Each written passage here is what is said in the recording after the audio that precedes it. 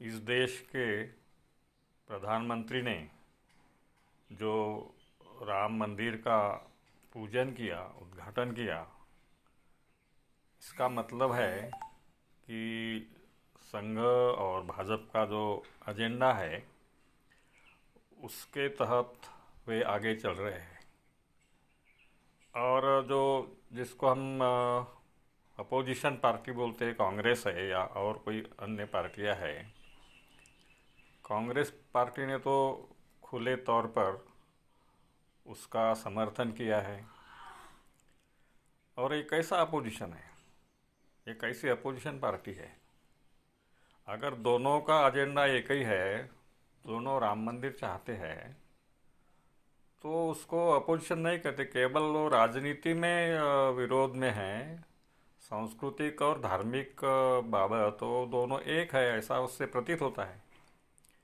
तो हमें लगता है कि रियल में, वास्तव में इस देश में अपोजिशन पार्टी नहीं है। केवल राजनीति, इलेक्शन के जरिए वो अपोजिशन दिखता है, मगर वो जो होना चाहिए एक अपोजिशन, यानी सभी प्रकार से विरोध में जो पार्टी होती है वही अपोजिशन पार्टी कहा जाता है। प्रियंका गांधी वडेरा और वो मध्य प्रदेश के चीफ मिनिस्टर, माजी चीफ मिनिस्टर, और दिग्विजय सिंह, इन लोगों ने तो सही सही उसका ये किया है कि भाई वो राम मंदिर होना चाहिए। इसका राम हमारा भक्त है, राम के वो भक्त है। तो इसका मतलब है कि इस देश में कोई अपोजिशन पार्टी ऐसी नहीं है कि जो राजनीति अपोजिट पूरे पूरे तरीके से विरोध करती है। जैसा कि बीजेपी का हिंदू राष्ट्र एजेंडा है, अगर कांग्रेस भी उसी को समर्थन देती है, राम मंदिर को समर्थन देती है और राम राज्य को समर्थन देती है, तो राम राज्य रामायण में जो लिखा है राम राज्य, इसका मतलब होता है कि चातुर्वर्ण का राज्य।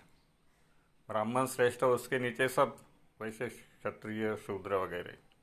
इसका मतलब है कि इस देश में अपोजिशन पार्टियां ने सभी चातुर्वर्ण्यवादी है, कांग्रेस भी है और भाजपा भी है।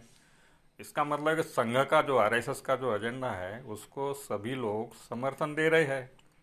अपोजिशन केवल हमको दिखता है कि केवल वहाँ जो साउथ में द्रविड़ पार्टियां है वो राम के खिलाफ बोलती है। पेरियर रामास्वामी ने राम के खिलाफ आवाज़ उठाया था, वो आर्य आक्रमण का प्रतीक बोला था।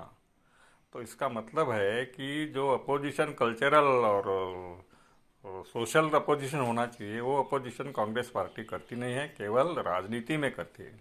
ज़्यादा से ज़्यादा वो उनके करप्शन के बारे में बोलती है, राहुल गांधी हो या और कोई हो। तो इसका मतलब है कि इस देश में रियल में अपोजिशन पार्टी, जैसे कि अभी बीएसपी को हम कह सकते थे कि वो विरोधी पार्टी है, सामाजिक भूमिका उसकी अलग है, चातुर्वर्ण या ब्राह्मणवाद के मनुवाद के खिलाफ है।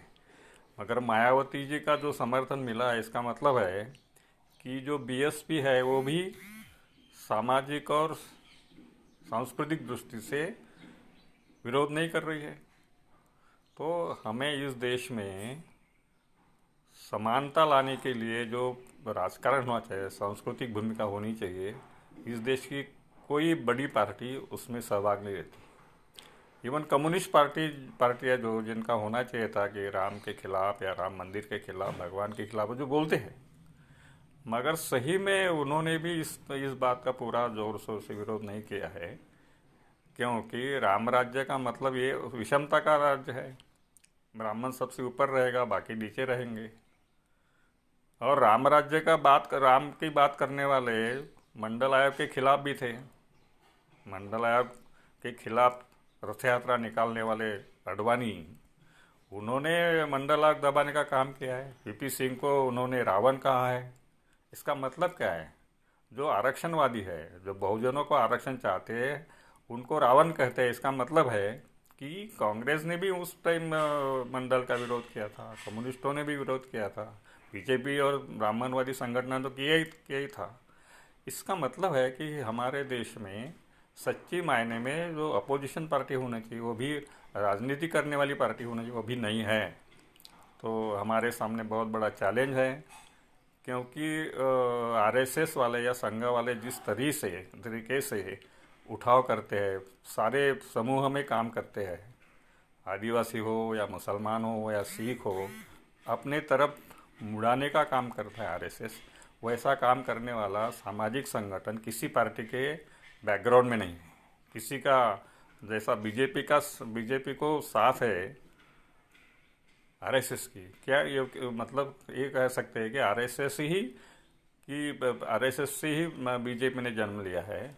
तो आरएसएस प्रमुख है और बीजेपी दुय्यम है। उनका जो हिंदू राष्ट्र है वह हिंदू राष्ट्र जो चातुर्वर्ण्यवादी है। गोडवालकर ने जो वी और अवर नेशन डिफाइंड ये किताब 1939 में लिखी थी, 39 में लिखी थी, और उसके बाद जो बंच ऑफ थॉट्स नाम की किताब लिखी है, उसमें सारा लिखा है कि इस देश का हिंदू राष्ट्र जो चातुर्वर्ण्य पर आधारित होगा।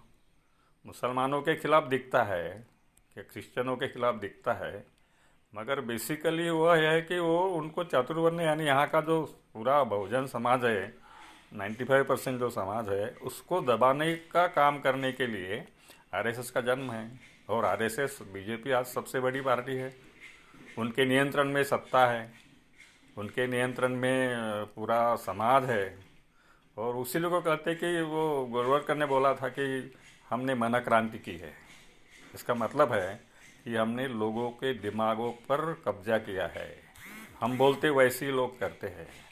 ये उनकी जीत है और इसके खिलाफ सामाजिक सांस्कृतिक काम करने वाली कोई बड़ी पार्टी इस देश में अभी तक आई नहीं है। तो हमको लगता है कि इस देश में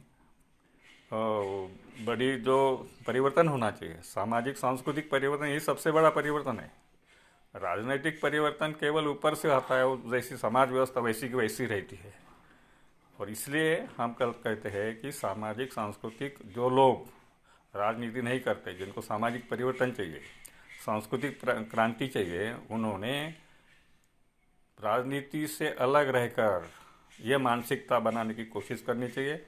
उसमें दलित सबसे आगे होने चाहिए, क्योंकि सबसे ज़्यादा बोझ, सबसे ज़्यादा शोषण, मानवीयता का सबसे ज़्यादा शोषण उनका हुआ है, ओबीसी का हुआ है। तो ये लोग अगर इकट्ठा सामाजिक तौर पर, सांस्कृतिक तौर पर नहीं आते, तो इस देश का ये जो ब्राह्मण राज है, मनु का राज है, ब्राह्मण सर्वश्रेष्ठ ये जो हिंदू राष्ट्र है, वो चलता रहेगा, ऐसा हमें लगता है।